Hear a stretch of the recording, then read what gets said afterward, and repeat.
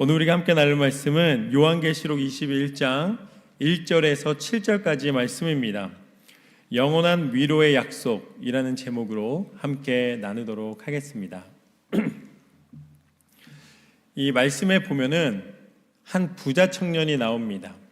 특별히 이 부자 청년에 대한 이야기는 너무나 중요한지 마태복음, 마가복음, 누가복음 세 곳에서 동일하게 굉장히 무게감 있게 다뤄지고 있습니다. 그 내용은 이렇습니다.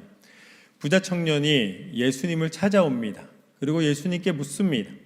어떻게 하면 내가 영생을 얻을 수 있을까요? 근데 예수님께서 내가 선을 행하고 베풀라고 말씀을 하십니다. 그래도 부자 청년이 이야기를 합니다. 예수님 말씀하신 그 선행과 그런 모든 규례를 지키는 것은 내가 다 행했습니다. 내가 다 지켰습니다. 그러면 여기서 내가 더 무엇을 해야 될까요? 라고 물었습니다. 그때 예수님 뭐라고 말씀하시는가? 내가 가진 소유를 팔아 가난한 자들에게 나누어 주고 너는 나를 따르라. 그때 그 부자 청년은 가진 소유가 많았기 때문에 근심하며 돌아갔다라고 성경에는 기록되어 있습니다. 우리가 믿음으로 살겠다고 결심을 하지만 막상 믿음의 요청이 있을 때에 내가 행해야 되는 사명이 눈앞에 나타났을 때에 그곳에서 여전히 나는 믿음의 선택을 하고 믿음의 모습을 지킬 수 있을까? 하나님은 우리에게 그 믿음의 모습을 지킬 수 있도록 힘을 주시고 또한 예비된 하나님의 약속을 보여주십니다. 그 장면이 바로 오늘 본문의 말씀입니다. 요한계시록 21장의 1절 말씀을 보면은 오늘 본문에 보면은 이렇게 나와 있습니다. 또 내가 새 하늘과 새 땅을 보니 처음 하늘과 처음 땅이 없어졌고 바다도 다시 있지 않더라. 사도 요한에게 환상 가운데 하나님께서는 이 새하늘과 새 땅의 모습을 보여주십니다. 하나님이 천지를 창조하실 때 둘째 날에 하늘을 만드셨습니다. 그래서 하나님께서는 그 하늘을 하나님의 손으로 창조하셨고 셋째 날에는 하나님께서 물과 뭇을 나누어서 땅과 바다를 창조하셨습니다. 그래서 그 둘째 날과 셋째 날에 창조하신 하늘과 땅이 그리고 바다가 모든 창조된 것을 담는 그릇이 되었습니다. 하늘에 날든지 아니면 땅에 나든지 바다에 살든지 모든 창조된 것이 그 그릇 안에 담기게 하여 주셨습니다. 그것을 오늘 말씀에서는 처음 하늘과 처음 땅과 바다라고 표현을 하고 있습니다. 그런데 아담과 하와가 하나님으로부터 은혜로 가장 사랑받고 가장 완전한 하나님의 창조물로 지음을 받았는데 그런데 그만 사단의 유혹에 넘어가고 말았습니다. 그래서 죄가 이 땅에 들어오면서 이 땅은 더 이상 그냥 풍요로움을 허락하지 않는 수고의 땀을 흘려야지만 열매를 얻을 수 있는 곳이 되었고 또 해산의 고통을 당해야지만 자녀를 낳을 수 있는 번성을 할 수 있는 권한을 받게 되었습니다. 모든 것이 죄로 말미암아 사망의 권세로 말미암아 벌어진 일입니다. 그러기에 이제 오늘 말씀에서는 지금의 죄악된 마음, 욕심과 소유에 대한 갈망으로는 새하늘과 새 땅을 맞이할 수 없고 오히려 처음 하늘과 처음 땅과 함께 지나가 버리고 만다라고 표현하고 계시는 것이죠. 그것이 마태복음 19장 말씀을 보면 그 부자 청년의 그 만남 다음에 나온 말씀을 보면은 그것이 더 뚜렷해집니다. 마태복음 19장 24절 말씀에 보면은 예수님이 뭐라고 말씀하시냐면 낙타가 바늘귀로 들어가는 것이 부자가 하나님의 나라에 들어가는 것보다 쉬우니라. 그러니까 부자가 하나님 나라에 들어가는 것이 쉽지 않다는 이야기인 것이죠. 어렵다는 것이죠. 그랬더니 제자들이 이야기를 합니다. 그러면 도대체 누가 구원을 받을 수 있겠습니까? 그렇게 가진 소유 때문에, 또 무엇 때문에, 이유 때문에 천국을 가지 못한다면, 하나님의 나라에 이르지 못한다면 도대체 누가 구원을 받겠습니까? 이렇게 묻습니다. 그랬더니 예수님 뭐라고 말씀하시냐면, 사람으로는 할 수 없으되 하나님으로는 하실 수 있느니라. 할렐루야. 하나님의 손에 그 천국의 권한이 있다는 것이죠. 그때 제자 중에 제일 나서기 좋아하는 사람이 누굽니까? 베드로죠. 베드로가 이때다. 그러고서는 예수님께 제자들 앞에서 이야기를 합니다. 예수님, 우리는 당신을 따르기 위해서 그물도 버리고 집도 버리고 예수님 당신만을 바라보며 모든 소유와 모든 권한을 버리고 따르고 있습니다. 그 청년하고 비교되지 않습니까? 우리한텐 뭘 해주시겠습니까? 라고 아주 적절한 타이밍을 잡아서 물어봅니다. 우리들도 그렇죠. 어떻게 해서 내 것은 무엇인가에 대해서 관심이 많죠. 그랬더니 예수님이 베드로에게 대답을 해 주십니다.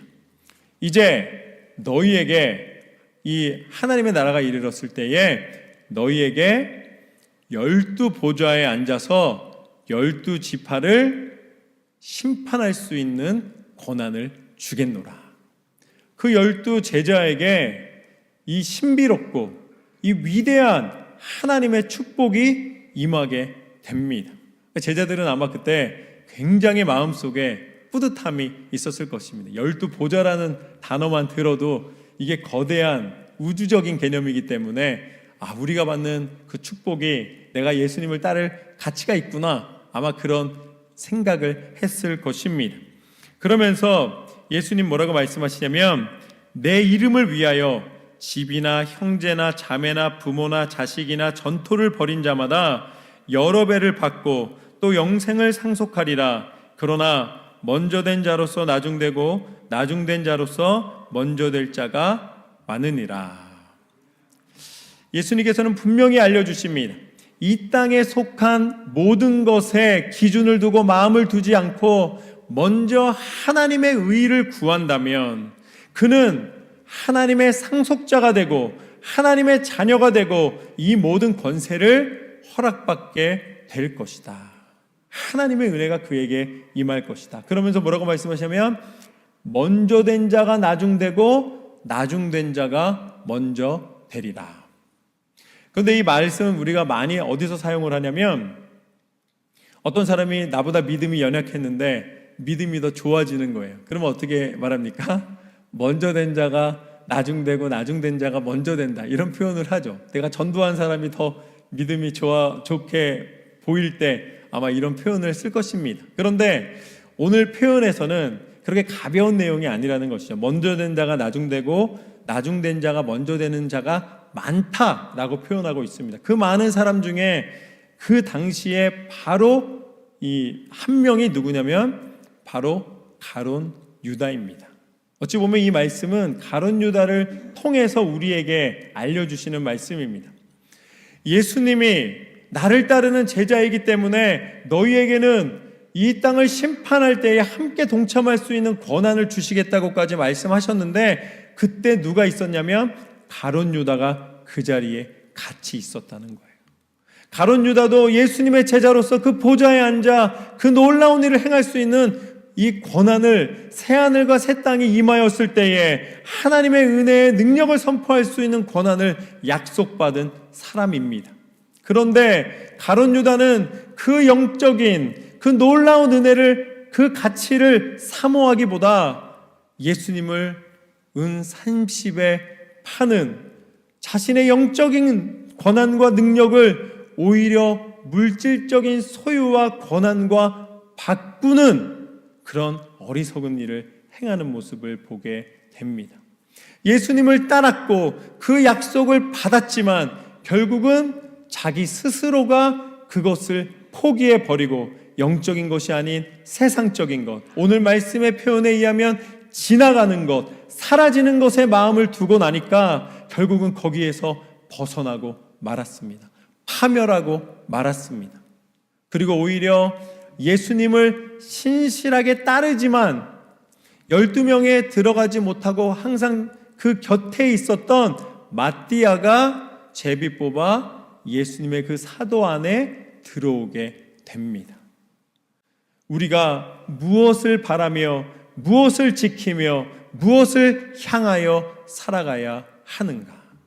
하나님의 가장 소중한 것을 우리에게 주셨을 때에 그것을 지켜내시기를 주님의 이름으로 축원합니다.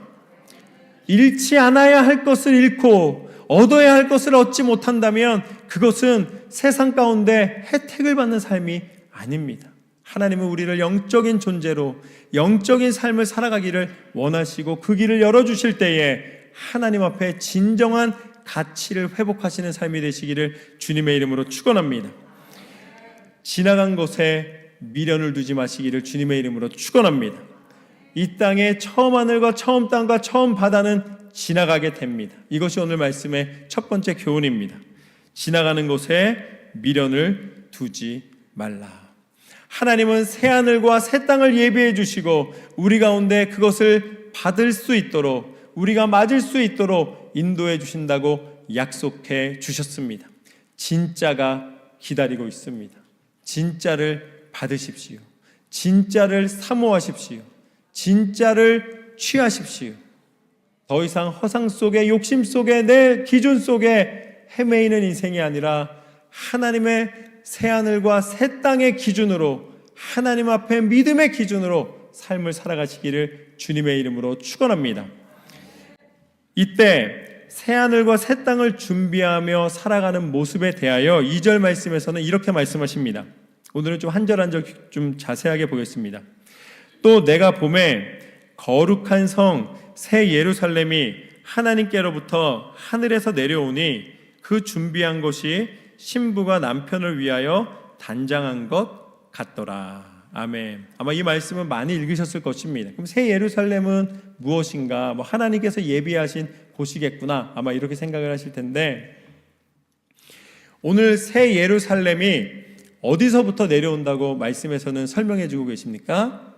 하늘로부터 내려온다 라고 나와 있습니다. 그러면 이 하늘은 어느 하늘이냐면 방금 전에 말씀하신 것처럼 처음 것이 지나가고 새롭게 보여주신 새 하늘입니다. 그러니까 새 하늘에서 새 예루살렘이 내려오는 거예요. 그리고 어디로 내려오겠습니까? 새 땅으로 내려오겠죠. 새 하늘과 새 땅 안에 이제 새 예루살렘이 내려오는 것입니다. 그러면 지나간 처음 하늘과 처음 땅, 처음 바다에 대한 것을 우리가 한번 생각해 보면 하늘과 땅 그 사이를 뭐라고 부릅니까? 우리는 공중이라고 부릅니다. 그래서 우리가 새가 날아가는 걸 보면서 공중나는 새라고 우리가 표현하는 것이죠. 그런데 이 공중에 대한 표현이 하나님께서 알려주시는 장면이 있습니다. 에베소서 2장 2절과 3절 말씀을 보면은 그때 너희는 그 가운데서 행하며 이 세상 풍조를 따르고 공중의 권세 잡은 자를 따랐으니 곧 지금 불순종의 아들들 가운데 역사하는 영이라. 전에는 우리도 다 그 가운데서 우리의 육체의 욕심을 따라 지내며 육체와 마음에 원하는 것을 하여 다른 이들과 같이 본질상 진노의 자녀이었더니. 하나님께서는 이 사단을 뭐라고 표현하냐면 공중 권세를 잡은 자라고 표현을 합니다. 그리고 불순종의 아들, 진노의 자녀라고 표현을 하고 계십니다. 그러니까 사단은 이 땅의 모든 공중 권세를 잡은 것처럼 이 땅의 풍토와 문화와 풍조와 그 모든 사상과 개념들을 장악하고 이 땅 가운데 사람들을 오히려 세상적인 방법과 세상적인 욕심으로 세상에서 결국은 하나님 앞에 반대되는 불순종의 모습으로 마치 이긴 것처럼 승리한 것처럼 스스로가 높임을 받는 것처럼 착각하고 살아가게 만드는 존재라는 것이죠. 그게 공중권세 잡은 자입니다. 그런데 처음 하늘과 처음 땅은 죄로 물들어서 결국은 사단이 유혹하며 유혹하는 대로 넘어가는 사람들이 더 많다라는 것이죠. 왜냐하면 그게 세상의 원리이기 때문에 그렇습니다. 세상의 성공이라는 것, 세상의 이 소유와 자랑이라는 것이 다 그러한 모습들을 취하고 있기 때문에 우리가 분별하기가 여간 어려운 것이 아닙니다. 그래서 하나님께서는 뭐라고 말씀하시는가? 새 예루살렘이 이 땅 가운데 임하게 되었다. 처음 하늘과 처음 땅이 다 지나가게 되면, 세상의 교만과 욕심이 다 지나가게 되면은 결국은 하나님의 예비하신 그 예루살렘이 이 땅 가운데 임하여 주시는데, 이제는 그 하늘로부터 땅으로 새 예루살렘을 그냥 땅에서 지면 되잖아요. 그런데 왜 굳이 이 계시록 말씀에서는 하늘로부터 임한다고 말씀하시는가? 바로 그 하늘과 땅의 모든 권세, 그 공간을 채우는 모든 하나님의 나라와 하나님의 통치와 하나님의 다스림이 그곳에 임하여 주신다는 약속의 말씀입니다. 그러기에 이제 더 이상은 세상의 권세가 우리를 좌지우지할 수가 없습니다. 하나님의 나라가 임함으로 말미암아 우리를 다스리시고 인도하시는 분은 하나님이신 줄로 믿습니다. 이 땅을 다스리시는 하나님의 지혜와 그 신실하심과 성실하심이 우리 가운데 임하여 주시리라. 그때가 되면은 결국 하나님의 백성에게 하나님의 의를 쫓아 살아가는, 하나님 앞에 순종하는 자에게 하나님의 은혜가 함께하여 주심을 분명히 알려 주시는 것입니다.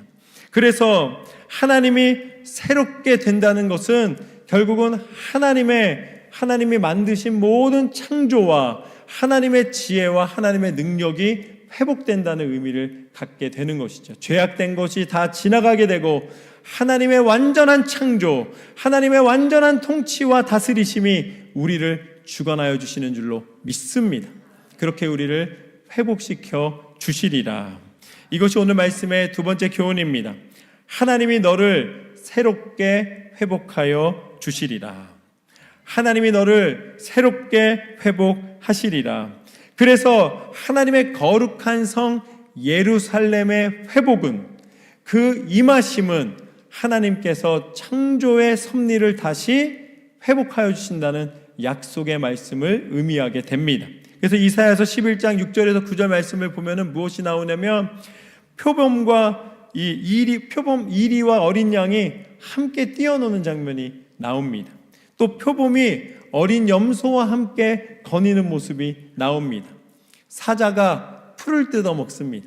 그리고 어린아이들이 독사의 굴에 손을 넣어도 물지 않습니다. 독사가 장난쳐요. 요새 강아지 이렇게 보면은, 저는 어렸을 때 강아지 되게 무서워했는데 요새 보면은 강아지 이렇게 너무 예쁘고 강아지 이렇게 물어 그래도 물지도 않아요. 물는 척 하잖아요. 그렇죠? 근데 독사한테 물어 하는 사람이 어디 있겠습니까? 그런데 하나님의 그 예루살렘 성이 임하고 하나님의 창조의 섭리가 회복되면은 하나님께서는 더 이상 다툼과 상처와 미움과 그 모든 것이 떠나가게 만들어주시고 그 안에 하나님의 참 사랑의 창조의 은혜가 회복시켜 주시는 줄로 믿습니다. 그것이 새하늘과 새 땅의 약속입니다. 이때는 하나님 뭐라고 말씀하시는가? 하나님을 아는 지식이 물이 바다 덮음같이 충만하게 되리라. 하나님의 창조하신 그 지혜와 능력이 우리를 다스리실 때에 그곳에 완전한 은혜가 임하게 되는 줄로 믿습니다. 그것을 오늘 말씀에서는 뭐라고 표현하고 있는가? 신부가 신랑을 위하여 단장한 것 같더라. 여러분, 신부가, 그 여인이 가장 아름다울 때가 언제입니까? 혼인식에 이 웨딩드레스를 입고 신부 화장을 한 다음에 딱 쓰게 되면은 우와 이렇게 하고서는 가장 빛나는 순간을 맞이하게 되는 것이죠. 그때를 생각하면서 싹 웃음 짓는 분들이 계시는데 그때 얼마나 아름다운 모습으로 우리 성도님들 한 분 한 분이 쓰셨습니까? 하나님께서는 하나님의 그 거룩하신 나라가 임하신다는 것을 어떻게 말씀해 주시는가? 우리를 향한 가장 아름답고 가장 완전한 사랑으로 우리 가운데 임하여 주시는 하나님이신 줄로 믿습니다. 하나님 우리 가운데 반드시 당신의 완전한 사랑을 나타내시겠다 약속하셨습니다. 그리고 그 약속을 이루어 주신 것이죠. 그래서 3절과 4절 말씀을 보면 이렇게 나와 있습니다. 지금까지는 보았지만 이제는 듣게 됩니다.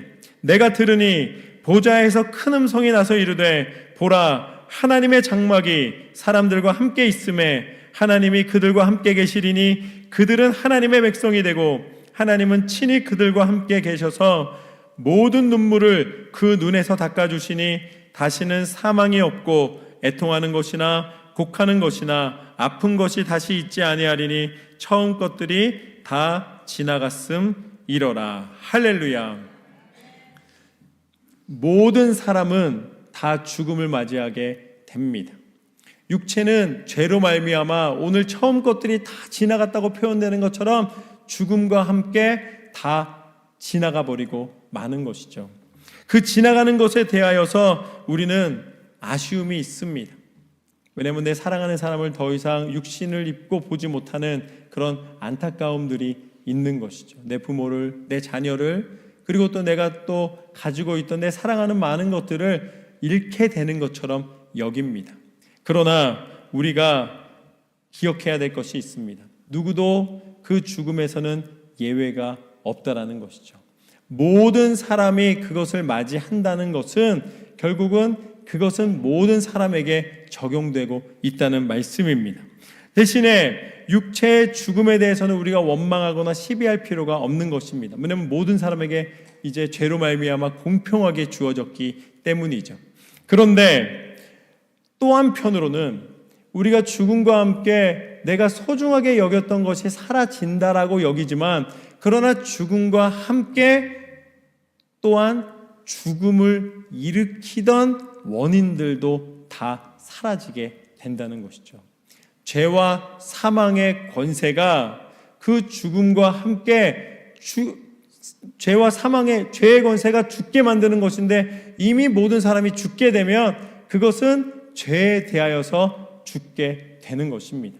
그리고 그 죽음과 함께 더 이상 미움과 고통과 이 상처와 아픔과 내 안에 자리 잡고 있던 욕심이나 세상적인 것들도 다 지나가 버리고 만다라는 것이죠. 이제는 그 잔인함과 또 비열함과 그 참혹함이 다 사라지게 됩니다. 그러면 그 다음에 그 모든 것이 지나간 그 자리에서 무엇이 남는가? 하나님께서는 뭐라고 말씀하시냐면 당신의 백성에게는 하나님과 동행하는 자에게는 더 이상 눈물도 사망도 애통함도 곡하는 것도 아픔도 없다고 약속해 주셨습니다.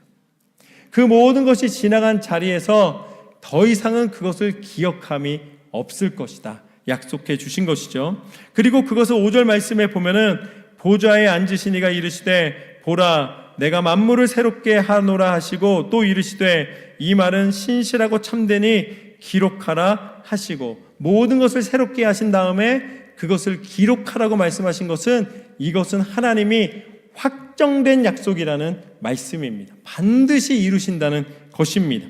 그러면 하나님이 반드시 이루시는 것이 무엇인가? 그 모든 것이 다 지나가게 만드시고 하나님이 이루시겠다고 약속하신 것은 6절과 7절 말씀을 보면 이렇습니다.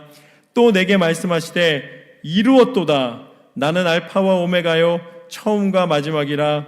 내가 생명수 샘물을 목마른 자에게 값없이 주리니 이기는 자는 이것들을 상속으로 받으리라. 나는 그의 하나님이 되고 그는 내 아들이 되리라. 할렐루야.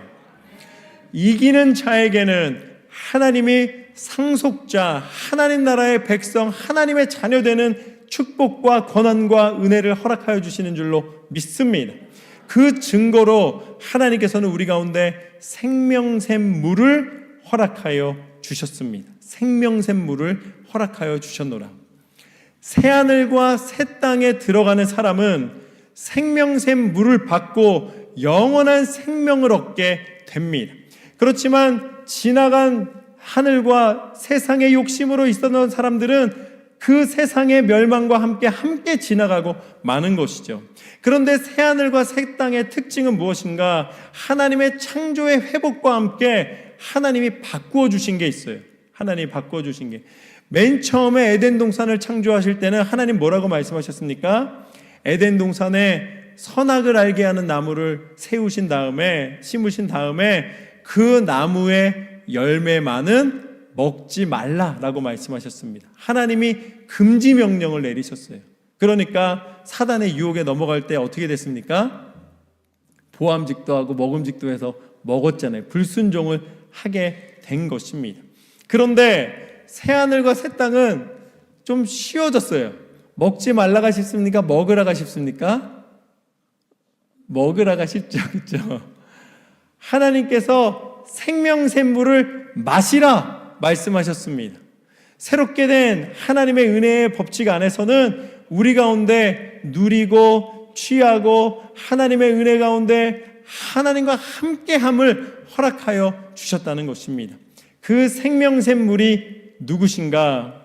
우리를 위하여 예비하신 하나님의 영원한 생명의 샘물.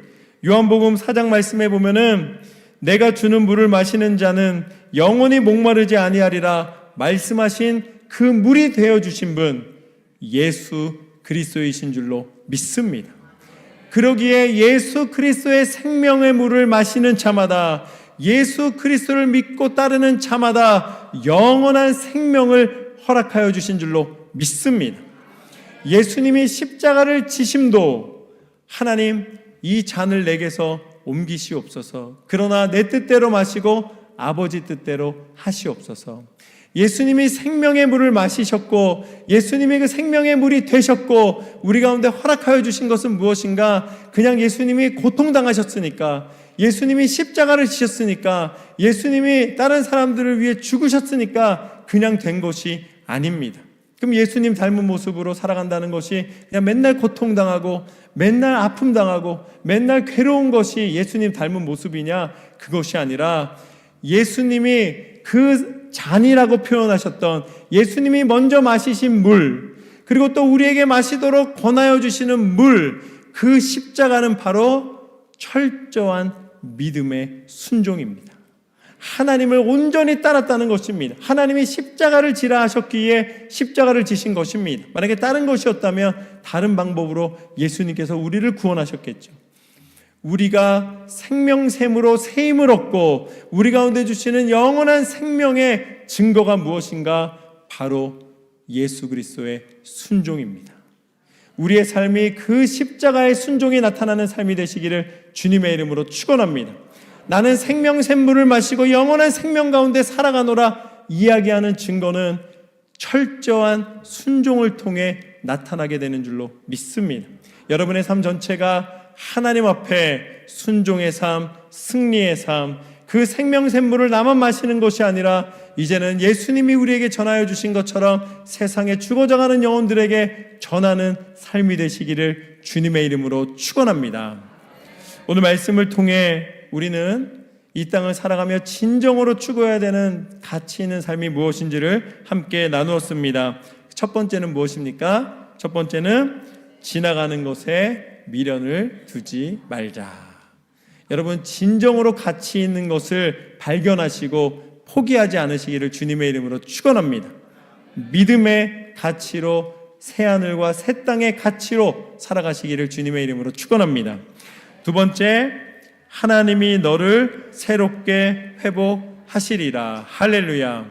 하나님께서 창조의 섭리를 다시 회복하셔서 새하늘과 새 땅을 통하여 하나님의 통치와 다스림을 나타내신 것처럼 여러분의 삶에 하나님을 인정해드리고 믿음이 회복되고 삶의 모든 신앙이 회복되는 삶이 되시기를 주님의 이름으로 축원합니다. 마지막으로 생명샘 물을 매일 마시라. 예수님이 생명샘 물이 되셨습니다. 그 말씀의 은혜를 취하시고 말씀대로 순종하시고 생명샘 물을 날마다 하나님 앞에 감사함으로 받아 마시며 순종의 삶으로 승리하시기를 주님의 이름으로 축원합니다.